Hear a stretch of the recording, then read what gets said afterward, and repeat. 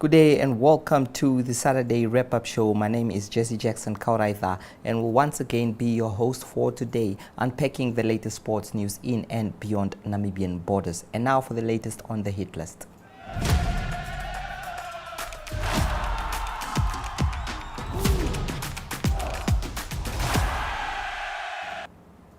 Well, the Namibia Premier Football League has produced emphatic results and also causing a suspension of a coach there. Coach Fortune Ahab has been suspended by the football club after their 1-0 lose against Tigers, the team sliding into 6th place with 28 points. Well, Tigers FC also on a revival set after beating the police team by 1-0, an important victory for them. Now let's hear from the coaches, of course, Woody Jacobs and that is Fortune Ahab, who is now suspended. Woody Jacobs, the coach of co-coach of Tigers FC. Coach, today it's a win. You held in and you managed to get that win. Thoughts on the game, coach? Tough one, but to take it. I told the boys that even today, if we're gonna have to dig deep and we have to play ugly football and we need to defend, and at times we were lucky. We had a penalty save once again, fourth penalty that has been saved. We didn't score a penalty from the 4 chances that we had. So today, once again, Lady Luck not on our side. But then we got a goal against the run of play. I think we didn't play as well as we did in the other 2 games. But I'm happy with the 3 points. We move off and we make the things tougher. This team deserves it and all these things. So I'm just happy and I'm elated with the 3 points. On the penalty misses, coach, isn't it concerning looking at the position that you are in? We should be banging in any chance that you get, seeing as you are looking at the relegation, you are fighting relegation. Thoughts on the penalties? Yeah. It's been something that has been haunting us. It's been something that every time we change penalty takers, and today the captain stood up, and I give him credit for the fact that he stood up. But I expect his experience to slot it in the back of the net, but it didn't happen. Luckily, we saved the penalty that we conceded. Goalkeeper did well, young goalkeeper, and I think he did extremely well. So to be honest with you, I take every little bit of win that we get out of here. Wins in not just the 3 points, but also in the sense that we kept a clean sheet. Our goalkeeper saved the penalty. We managed to score a goal from open play. So those are things that I find encouragement with. And on Sunday we have a big one, so we have to move on to that one. And we want to see what they do tomorrow. And hopefully they will have some tired legs. We'll have a day off where we can recover and just regroup and get back to work in the office. And it's gonna be tough. I told them that this is not gonna be easy, right? And it's shown that even Nampol, they really, they show the class that they have. So to be honest with you, I'm just happy with the 3 points that we have here tonight, and we can move on and look to another day and see how best we can. But I believe that we have the players. It's just a little bit of confidence. Like you asked me about the penalties, I think it also comes down to confidence that we were lacking. You're on the bottom, the nerves are creeping in and all that. So yeah. Congratulations, coach, and I wish you good luck on Sunday with the champions. Thank you so much. All right. Okay, Fortune Ahab, the coach of Khomas Nampol. Coach, not a good day at the office. You could have come back. You had a golden opportunity to equalize on the penalty spot, but unfortunately it wasn't to be. Thoughts on the game? What a game. First half we tried to play, we tried to unlock Tigers. But in the same way that we were trying to unlock them, we created spaces in the middle. It's where the attacking midfielder of Tigers were playing into the pocket. He utilized the spaces behind our midfielders. We tried back, we changed the situation, and we move on. We look up to the situation that we could, how to control this space, and we managed it. After playing out a silly goal, defender was drafted into the middle. If you are drafted in, it is an opening space. The guy went through and he scored. But we are good. We happen. This is part and parcel of football. We are happy that this happened. Opportunity to equalize. Normally he goes on the right. I don't know what happened today that he went on his left. Even the rebound. But it's a young boy. He must not be hushed. He scored goals. Have you spoken to him? Yeah, I spoke to him. He will be a better man Sunday. He will come out guns blazing, and we will see what we can do. But he's better. He will be improving. He will keep on improve. But we are happy. We are happy. Next game, a trip to Khomas is not. Malinga Rezemo's teams are always hard teams to come up against, especially at home, and they're also looking to garner points. How are you going to navigate that? That's what I said. It will never be easy. Khomas is always a tricky team. And to play against them in Khomas will always be very difficult. But we are ready. We will approach the game like we approach all the other games. We lost. This is a setback. The boys will be motivated. They will come back guns blazing. We are going to collect points. We need to collect points in Khomas so that we move on to the next stage. Well, that's the suspended Fortune Ahab speaking last day. Of course, it is a breaking news that the coach has been suspended. In fact, in other league games, Julinho Athletics also beat Eshoke Chula Chula by 1-0 in the Premier League, while Life Fighters Kaironaj Warongo continues to go to the slump after losing by 2-0 in the Namibia Premier League. The other fixtures are also currently underway, with African Stars playing in Khomas and more. And now in fresh news is that the sport federations are holding an annual general meeting, and the Minister of Sport, Senate Steenkamp, was there in attendance, and this is what she had to say. What is it for the sports body to just come together and share ideas? Absolutely critical. I think we are all delighted. I'm joined by Mr. Gerard Vries, the Accounting Officer for Sports, Youth and National Service. And I think it's just so important just to connect again with all our sports federations, with the presidents, with the executives, with all of them, keeping in mind that all of them are volunteers and they do an amazing job, not just nurturing the talent, but also ensuring that sports have their transformative effect. And that's why we are here today, to talk about issues of compliance, to talk about regulatory frameworks and adherence to that, but also to listen to them. And it was quite insightful, the questions that were posed, and equally our engagement. I think that is what I appreciate most. Well, very important indeed. And on to archery news there. We have that's African Genesis Archery Chairperson, of course, Madeleine Kruger, who said that the Windhoek High School ranking shootout currently underway at the Verkop Stadium has drawn around 160 archers. So let's hear from there. Joined by Madeleine Krieger here at the VIS shoot. So Madeleine, just tell us about today's event, and what spectators can expect here today. Good morning. Welcome to VIS's ranking shoot for AGA Namibia. We've got about 165 archers who entered today, who's going to compete in this ranking shoot. The ranking is pretty important. So our top 32 archers gets the chance to go to Botswana this year at the African tournament. So today we are expecting very important guests from the Namibian Olympic Committee. Andre Parker, she might give us a visit, so we're very excited to see her here. And I hope all 16 schools give it all their best today. I'm very proud of them, and their parents coming from very far to join this event. And I'm going to give over to Paul van der Merwe, who's our league coordinator. We're very excited to start a brand new league in AGA.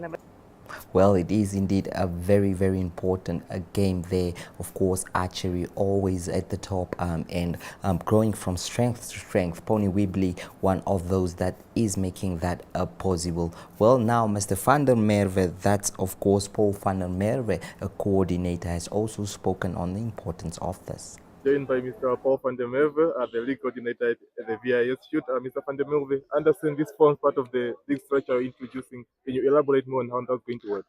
Yeah, thank you for the opportunity. Yeah, we are very excited about the new league that we introduced to AGA Namibia. What this is all about is that the top 4 archers is competing for the schools. So this helps the archer that is number 70 or 80 or 100 to also participate in his school's performance. So we take the top 4 archers, and that forms the team for the school, and that is compiled by 6 shoots, ranking shoots through the year, and then at the end of the year we will have finals where we will decide on the league champion for the year. On to our next story there, Master Freddie Muya, the Namibia Sports Commission Chief Administrator, of course, highlighting the key points that were discussed at the annual general meeting of the federations. We remember that Mr. Muya, at the beginning of the year, spoke about the importance of compliance from federations and making sure that they elect leaders that can, of course, take sports or those federations to greater heights. Now, our reporter Mariet Ngula once again met, that is Mr. Muya, at the cricket ground, the FNB cricket ground, the state-of-the-art ground, of course, and this is what Muya had to say. Mr. Muya, I understand you just completed the federation's AGM here. Could you please just tell our viewers what happened here today? You know, it's a custom that every beginning of the year we've got a general assembly for all the federations, including all the umbrella bodies, where the minister comes and address, the gathering. And also we give also some matching orders from the Sport Commission and from the Directorate of Sport. What a very impressive, general assembly. I think in the history that I've been serving the Sport Commission, I'm quite impressed that we had, a very great number that President and Secretary Generals attended this event. The matching order from the office of the minister, it looks friendly, but at the same time, it is a very matching order, indicating about a reform within the sports sector that we need really to ensure that each federation, you talk about an umbrella body, what is your mandate and how best can we collaborate and work together to ensure that we uplift the face of sport. We also provided quite a number of, governance matters, especially from us, the regulator, the Sport Commission. What is expected, because it's not going to be business as usual. We need to change the way we do sport to ensure that compliance matters most, and also the structure of sport to be very much respected. I'm happy that the executive director also came online and also to highlight how important that we need to respect the structure of sport, because by respecting the structure of sport, that's the only way we can be able to coordinate our activities going forward. Grassroots sport development, that is my dream. And I'm happy that was also amplified by the minister that it's a need for us as a sports sector that we don't just focus to Benduk, we don't just focus to Central, but how best can we incorporate the regions to ensure that end of the day it benefits the entire country. Sport being priority number 2, from the 8th administration, that we really need to support our head of state to ensure that come 2030, that the dream of reaching to the greater height of sport is realized. Sport professionalism, the podium performance again came out from the speech of the minister. That's close to my heart. That's the project that every time I talk about podium performance, there's no way Namibia cannot reach, that highest podium performance at bigger international games. And we need to prepare athletes. Gone are the days whereby we just want to go and compete on the day. What more about preparation? The investment must be done on preparation. That's the most fundamental part. So all in all, very impressed and very happy about what happened today. Now on to more news, and this time cricket. Well, CCD Tigers captain Nicole Lofty-Eaton took charge with a century, 101 of 121 balls and 4 wickets, 4.27 in 6.2 overs to lead his side to a win by 414 runs against ATA Windhoek High School All Boys at the United Field today on Saturday. Lofty-Eaton was also named player of the match after CCD posted 232 all out and then restricted Windhoek High School All Boys to just 118 all out. CCD Tigers' first win of the current Namibia 50 overs. Let's hear now from Lofty-Eaton. CCD Tigers, your first win in the league this season, also 100 for you and 4 wickets. How do you feel about the match? Yeah, look, it was obviously nice getting out there, getting our first win for the season. I think for us as a team, it's always nice beating VIS. They've got our number over the years so far, so I think it's always a good feeling when we beat them. Personally, good day out, but just happy to contribute towards the team's performance. Okay, so you guys are obviously not yet eliminated from the league, the semi-finals to come. Are you feeling you are getting momentum at the right time? Yeah, I think so, definitely. I think our full strength team is getting back together. Obviously, just missing Ben Chikongo still, but when he gets back, we'll definitely be one of the sides to beat in the league, I believe. So I think it's just clicking at the right time, hopefully getting into the semi-finals and then hopefully getting into the finals again. So yeah. Okay, so you also just recently returned with the national team from the T20 World Cup in India and Sri Lanka. Maybe just a few thoughts around that. Yeah, look, the experience was very good. I think from a playing point of view, I think we could have been better. Most of us reflected and said we could have been better. Personally, whether it was in batting, bowling, whatever, we could have been better in all facets of the game. So I think, but if we look at the positives, there was moments where we absolutely controlled the games against all 4 teams. So I think there's positive signs to come from it. Yeah. Okay, thank you. Thank you. Okay. Thank you.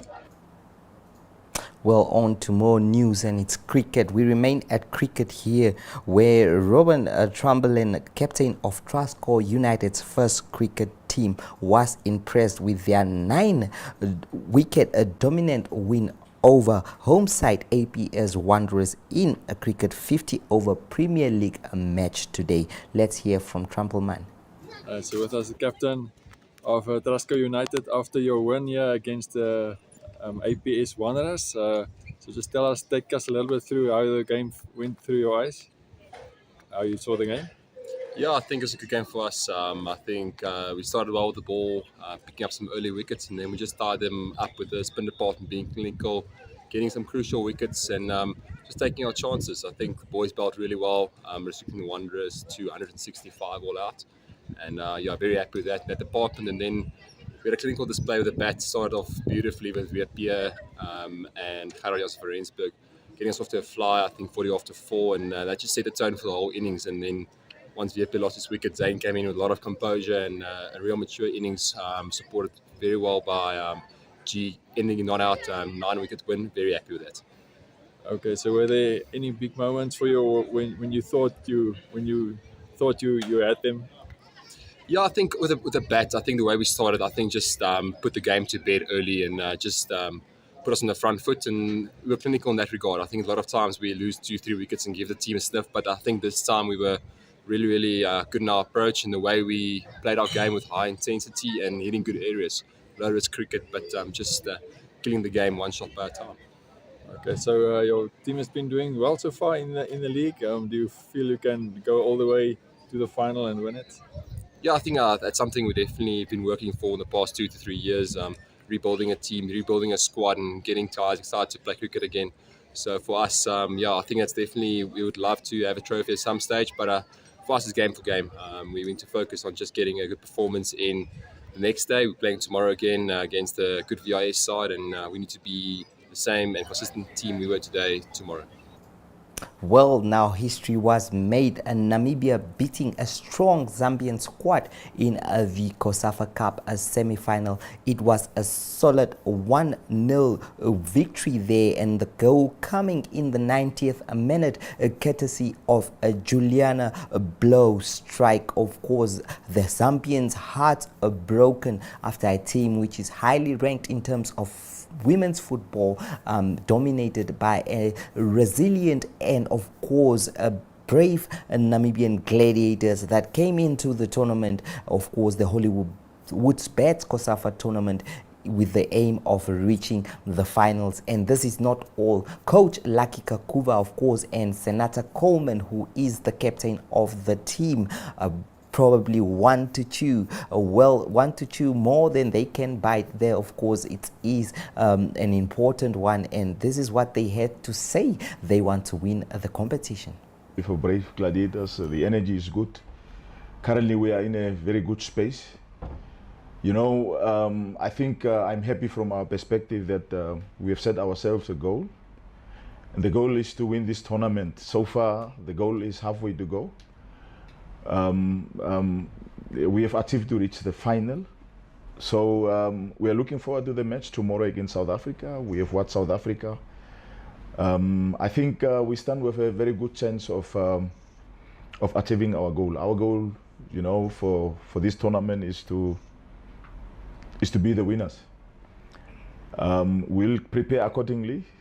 As I've said, we are in a good space. The morale is very high at the moment. Our girls showed determination.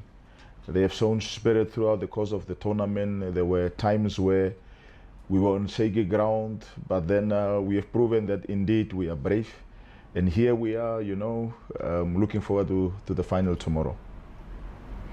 Zanetta, you're playing the final tomorrow, and you mentioned that it will be your last COSAFA tournament. So how will it be like lifting the trophy as you bow down on COSAFA? Good morning, guys. Yeah, definitely it's gonna be my last COSAFA. You know, I've been playing COSAFA tournaments probably like 5 or 6 times, you know, and this is my, you know, a great chance, you know, to achieve one of my dreams, you know, and like I don't like this is a chance, you know, also that I, you know, want to like, you know, lift this trophy. You know, I've come this far, you know, I never got a chance, you know, and this is a great opportunity, you know, for me, especially in for the young girls, you know, that looks up to this team and the Brave Gladiators, of course. And you know, I just want to lift the spirit of the teams, you know, for tomorrow's final. And you know, like, you know, I want to end it on a high, you know. So yeah, definitely, I'm looking forward to the final. Okay. Well, it is indeed Namibia there making a big-time history. Now, let's hear from the Zambian assistant coach, of course, who was disappointed about the defeat. Media colleagues, welcome to the post-match press conference for the game between Zambia and Namibia, semi-final 1. We are joined by Zambia coach. Coach, thanks for your time. Let's just talk about the game, not the results that you wanted. Yeah, exactly. Not the result we wanted. Yeah, it's not a good result. I think we tried to play our game, but it couldn't work out for us because Namibia was so defensive and we didn't create enough scoring opportunities, clear-cut chances. Yeah. We are now left with a third and fourth playoff. What should we expect from Zambia? Come again. You will be playing the third and fourth playoff on Sunday. What should we expect from Zambia? Yes, we try to rotate our players because we don't want to ban our players, those who will be involved in WAFCON. So the third and fourth, we have to make a lot of changes in that game. Yeah. Media colleagues, if you have any questions for the coach, please show by raising your hand. Well, now, of course, Namibia will battle South Africa in the final of the COSAFA tournament. That's on the Sunday drop, an important match there. And this one was courtesy of South Africa beating, of course, a Brazilian Zimbabwean side on penalties following a 1-1 draw. Now, Coach Desiree Ellis of the Banyana, of course, expecting a big one. Let's hear from her in terms of what she thought of that win. Right next to me, I have, of course, Coach Desiree Ellis, after Banyana, of course, advanced to the final through penalties. Coach, just take us through the 90 minutes and all the way through to the penalties. Just how are you feeling? You are truly impressed with your girls' display today. Very emotional, though, because we have a very young group of players. And as I said in the previous games, against Lesotho, we didn't play as well as we could have, but we also gave Lesotho some credit for the way they came back at us. But today, I think after we conceded, I think we sort of got a wake-up call. I thought there were moments where we played really, really good football, and then I thought there were moments that instead of playing out of the pressure, playing into the pressure. But I think once we got in at half-time, I thought we were also better after that. We made the substitutes that we needed to make, and then it came to the penalty shootout. And what a surprise. All the young ones said, I wanted to take, I want to take, I want to take. And that shows how brave they are and that they were not scared. And the way they took their penalties, we actually practiced only one day. And the way they took their penalties and the save by Casey, I thought she recovered well after conceding that first goal and having a few nervous moments. But I take my hat off. We said to the players, today is the day that you fight for each other. Today is the day that you get counted. Today is the day that you stand up. And we knew the game was going to be physical, but I think we gave as good as they gave. And in the end, I just thought that maybe in a balance of play, we probably got the result we wanted. Thank you, Coach. Well, now let's also hear from the Zimbabwean coach, of course, disappointed with the fact that they were unable to go to the final and probably play Namibia, which appeared to be one of the weakest sides, especially going into the last four. Let's hear from them. For the first post-match press conference for the match between South Africa and Zimbabwe of the semi-final of the COSAFA Women's Championship. Of course, South Africa advancing through penalties. Right next to me, I have Coach Sibanda, and she's just going to take us through her feelings from the first whistle all the way until the final whistle, and of course those penalties. And then when she's done, we're going to come to the floor for questions. Coach, hard luck today. As we know that penalties you cannot predict. Just how are you feeling though from after watching that performance from your girls today? Yeah, for me, I think above all, well done to South Africa. But looking at the game, I think we knew it was going to be a very tough one. But yeah, it was a 50-50 affair with action from one end to another. Actually, I'm proud of the girls. I thought both teams had chances really to bury the game in 90 minutes, but that's the nature of the game. But again, going into the penalty shootouts, yeah, it's a lottery. Anything can happen with penalties, but at the end of the day, I think it was a very good game. It's hard luck to my girls, but they put up a very good show. Thank you, Coach. We are now going to open the floor for questions. If you have a question, please raise your hand, and the microphone will, of course, come to you. Thank you. The judges that want to... Well, that brings us to the end of today's show. To catch the wrap-up show again next week, Saturday, for me, Jesse Jackson Kauraitha, it is goodbye.